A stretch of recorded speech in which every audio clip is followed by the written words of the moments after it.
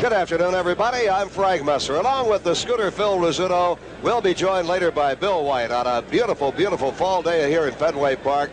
Bill Rizzuto, this is something I've never been through. You've never been through. A one-game playoff to decide the American League Eastern Division champion. It's a shame it has to come down to that, Frank, really. I mean, they're two great teams, and to finish with 99 wins, both of them in 1 year, it's got to be fantastic. You know, it was 30 years ago, almost to the day, actually it was October 4th, when the only other playoff was here, and Bob Lemon was involved in that one too, and that time he was a player. He was a player, so was Al Rosen, who is now the president of the Yankees. And as I recall, the Cleveland Indians won that ball game here from the Boston Red Sox. What about this afternoon's game, Scooter? The Yankees are going with Ron Guidry, again starting with only 3 days rest. Well, if history repeats itself, the Yankees should win, because the Indians went with a left-hander, Gene Bearden, and the Red Sox went with a right-hander, Denny Galehouse. At that time, Joe McCarthy was managing, and Galehouse was the only pitcher to volunteer to pitch that playoff game. And I remember talking to McCarthy later on. He had been the Yankee manager. I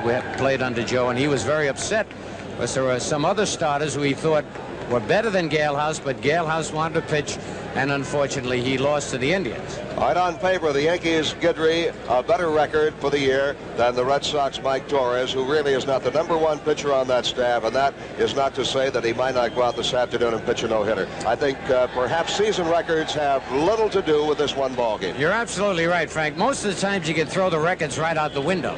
The only thing in the Yankees' favor, I think, is that Torres, through his career, whatever team he's been with, has only defeated the Yankees 1 time and lost to them 5 times.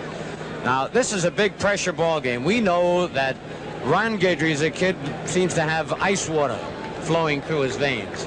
On the other hand, Torres, very excitable Latin type, and if things happen early in the ball game, we've seen it can get to him. So I think both clubs have to get to the starting pitches early, otherwise it's going to be a very low-scoring game. All right, again, traditionally, the Yankees this year have not been a club to come from behind that often. The Red Sox have been a club that can come from behind. My thought is, if you get on the scoreboard first here, if the Yankees get on the scoreboard first, they could be in pretty good shape.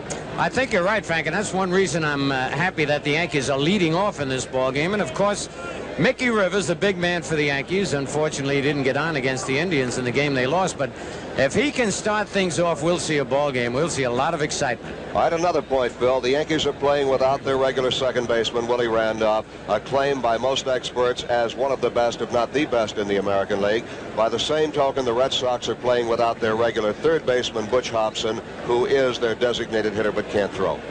Well, I don't think either position is going to be hurt too much defensively. I think Brian Doyle covers a lot of ground. The kid can make the double play. He's not nearly as good a hitter, we know, as Willie Randolph. And Brohammer the same way. He can field third base. He can't hit, but they do have Hobson in the lineup. He's the designated hitter, whereas the Yankees are going to miss Willie altogether. All right, what about emotions for this ball game? I visited the Yankee clubhouse briefly and thought of an air of quiet anticipation there. The guys trying to relax, but I don't see how anybody could really relax before this game. You can't, Frank.